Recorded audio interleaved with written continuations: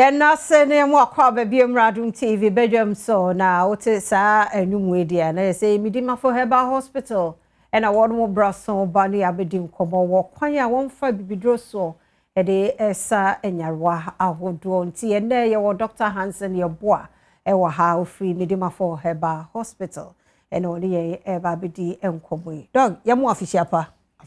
ye mo akwa abanso yeah o de entensia wa ha ah se bibia aboko de adwuma mu so ye Adom apomodin pa ekoso papa mo nyame nhyiraw pa na dog nso ho ye Adom dog e se do yi amakura oh obeba ya na adwuma no doso nti okoha ese wonfu doso a uye ni na nti okoha okwa nyame Adom obeba sa ya fa ye nti akoma no maye ana mo ade achi bia nipa foforo benti ye ni Medimafo Herbal Hospital ehun komo yeah said ye nim ne dada no Medimafo de Ghana fo nim ye dada na da bia na e ka se doctor ka se a referenti na da bia ye bo ye ho nkaye e ka enema Medimafo etumi ye na e ba yare sam de a se da Ghana fo nim ye dada no de enti a Ghana fo to doctor din Dr. Time da so ye se wo yare na so de time to yare so se 5 minutes 10 minutes me de to yare so enti 5 minutes ni kofi onko no ho beto wa nyame Adom ko no modu na 5 minutes ho beto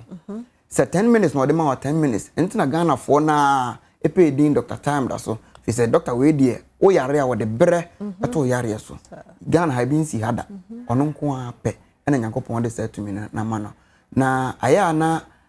obi busa se Medimafo kura no ofrihi na wo ye de na wo ba ye doctor ye nipa bi a Nyankopon de abiduro tumi ashenensa anaso de ahama tumi ade ashenensa ode say yare bia bi wani ye oya ode ba ani ode 40 days to so 40 days no ndu no wani ne beti se stroke obuagu forma wuntumi nante wode also wa chinchina bre stroke na ye obe 10 years 10 years doctor be show na wotwemienu says wo bua da forma wuntumi nante ya na wotwemienu obetumi asore anante se wo diabetes aya na nkofo bibire ka se diabetes ni eduro bra Dr. Time da so na doctor mfa brento diabetes no so ni mfentu asema o high blood pressure o pressure ekosoro 180 200 o de bra o ba be do Dr. Time da so anima o de na wotwemienu ebetu asema obu o ha wose mi de mi nyaba menni mi kuna tena awone ma o de bra o ba be do Dr. Time da so ade ba kwa ya na nika wo nim se ya wodu ya nyiska so ba ye mo oduro anajo dumienu onu maduro na ukubenyinsen Nyankopon Adom doctor enyi uska wi ana wangasa wa beda doctor ase nti Ghana ha de Dr. Time da so ye no ebi enya mai na ye gusumpa ye de sensa nansa wode mobile hospital aba okomye ya na sikasem ho den wa wonim Ghana ha sikasem ho ye den o Ghana ha nti ututu kwan Osman onene nkofo nyinara na adwumayefo ni nyina asasa ne ma nyina de ko make us nyame Adom next week ye wo 16th of this month ya no ye ko achimoda akwa yes Monday no yeah Monday ya nyame Adom Monday di enim ya ye ko Methodist Conference Center akimoda afo nyina mra obo ho ontumi entena ka mu ansa ma enkran anaso mekumase nti wo de hia ye ho akimoda Methodist Conference Center ho Dr. Time da so ne nkofo ba bibia ha obia na wo de fabra Dr. Time da so behwe aya ma nyame Adom 17 fon so ye ko kede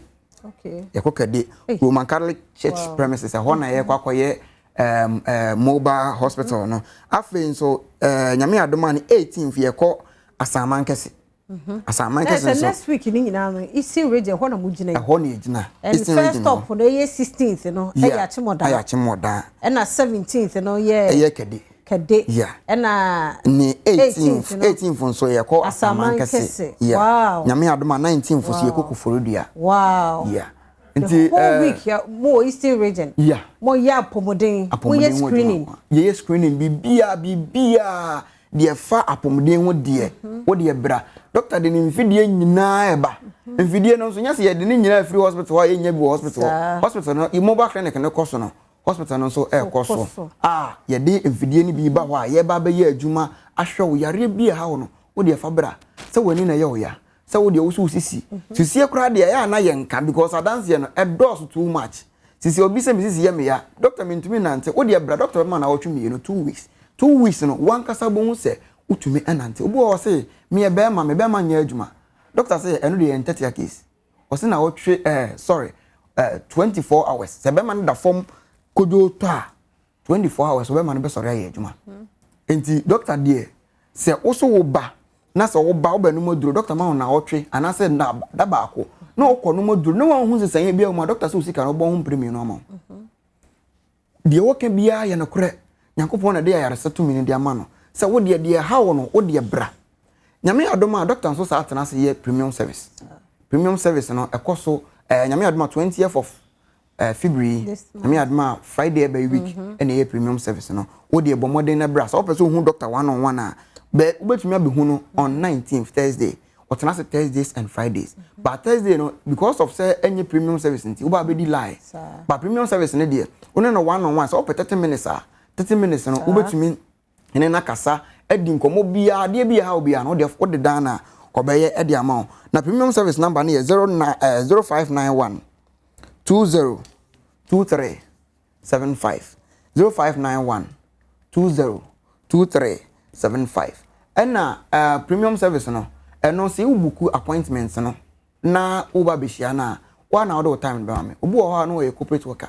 ne time no esuama no nti wono apese obeshia doctor at ono one convenience nti wo de oba ofre na time e beboa no o ka kire ya 6 pm kra doctor better na se atwen na wono washia edi nkomo ahwe de ha onyina wo de wo se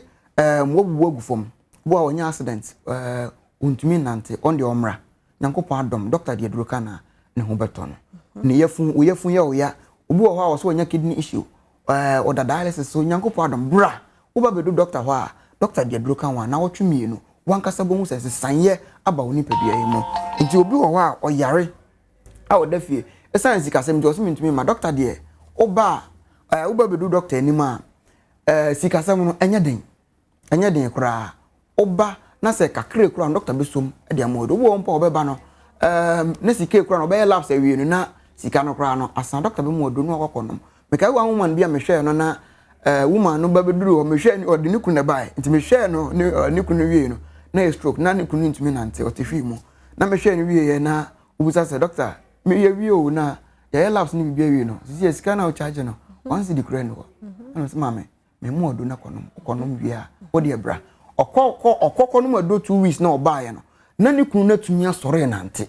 na otumi nante odo afi sika mi charge no oba no betua ni nyina he said osum ko say doctor enye sikanti na motie se sikanti dia nka hwe me wie ma enye sika ma ono nko ama me do se me nkonko no okoko no ma do Nyankopon Adom adanse bebre ntumi nka adanse ne doso de me gide bia me ka se obi adanse enye wadanse adanse ne se wa nkasa wa oka odie na obi nso atie bi nti wo de obi dance wo TV so de dance bebre na ekoso wo de bra onso bra be experience sa dance ni bi de how bi an doctor say wo de e mane how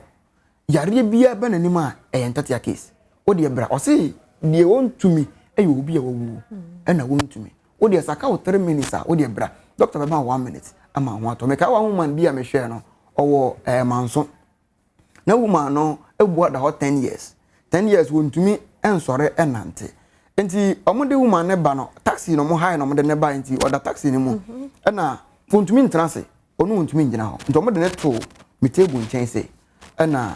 said ye okekam na oye no na me mo di aduro bi bre me na me ma na aduro within 5 minutes na woman na asore nante asema me kan omo ano mo ho da Monday no e ya dance fo se asem we kra me fra busuafo business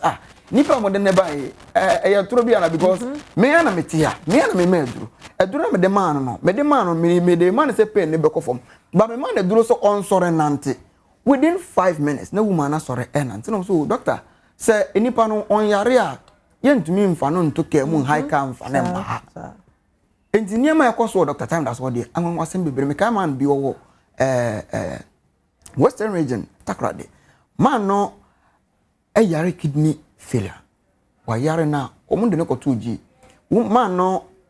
amahwe na kusi bra isi ade yemfa ne nkofie na de besinye de enti omunde ne frigi na mso no ya se Dr. Time da so nka yemfa ne nkokuma se anyenye bia bia ne be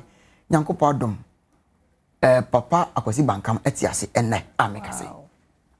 owa hoden etumi nanti eye bibia nti wo de wo se wo de wonya kidney failure woni da so nyina sa wo de wo se doctor se bra Nyankopɔn Adom o de aduro kanwa so o de aduro ne kanwa enu na wotwe mienu wankasa bo hu sensesan ye kese aba woni padua ne mu de ye wo bia wo de wo se wa yare na ato ada so ache wa yare ne ntumi nko wo de doctor se bra oba Nyankopɔn nam de tumi so tumi a wo de adua Dr. Time da so mu no wo de maw ema wo duro se gina kokonom a Nyankopɔn Adom ho beto doctor number ne 0244 77 4282 doctor number ne 0244 77 4282 and 0500 72 72 15 0500 72 72 15 wo de fa number emu bia na wo de frɛ doctor ka che doctor say doctor mate won ka wo TV so yese wo de wutumi ya nwanwade wutumi san yare bia ede nipa so wo se wo de ade wontumi aye obi a wo nti wo de doctor de ha me no me de ba be down wo ba be do doctor ni ma Nyankopɔn Adom de ha bia no ebeko doctor de ne doctor se dɔɔso e bia wontumi nya sika moku premium appointment ma me hia no wo ba doctor bia wo bia be hwe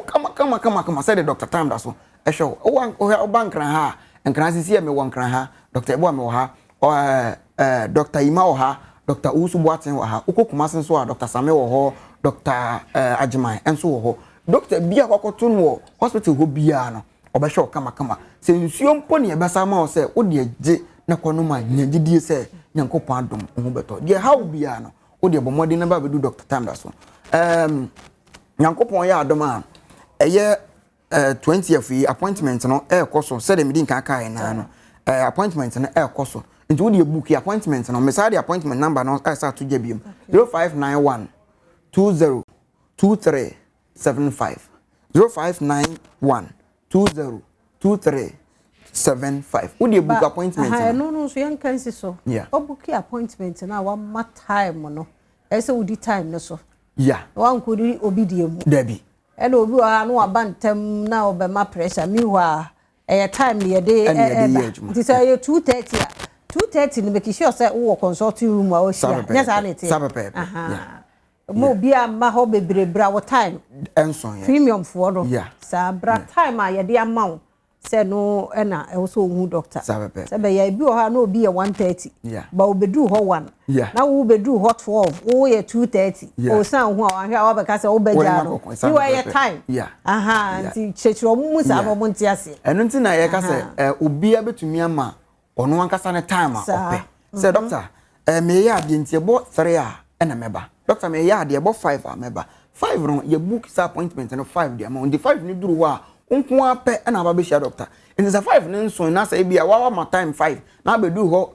4 no make sure say 5 na be share doctor in the 4 de wa be duru wa be twen na om de ye book 4 ne ma no ono akwa share doctor sabe penalty time na de doctor number ni 0244 77 4282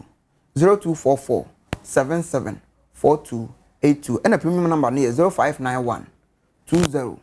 23 75 0591 20 23 75 ti mocha kwan na ebe wo hin kran ne Kumase hefa na sisi ya de ye wo 2 branches e wo Ghana ha ba ko Kumase ebu akwa agogo ufiri baabi ani na eba wo de osi ebu akwa wo so pe time da so station ho ombe kire wo akwa taxi di omo de ba premises wo so ufiri ekurom nso na eba ufiri KGT am na eba nso wa be se wo police station usi wa also wo de o pe time da so station asa go station ho ombe kire akofa obefa car no de aba na say wo Accra so yo Pokuase Mayra no free Eastern region nkoko anase ensanwamu na eba eno so usi Pokuase a wo say wo de o pe Mayra car ofa Mayra car na wo so be see Dr. Time da so eho na so wo free ekurom nso na eba eye Accra seko na eba eno so wo de oba wo so be see Pokuase a wo so wo de o pe ya kan say Mayra car ofa Mayra car so be see Dr. Time da so premise omodo be baka makama misra ya da say enti ye Medimafo Herbal Hospital Dr. Yaboa na yete no enka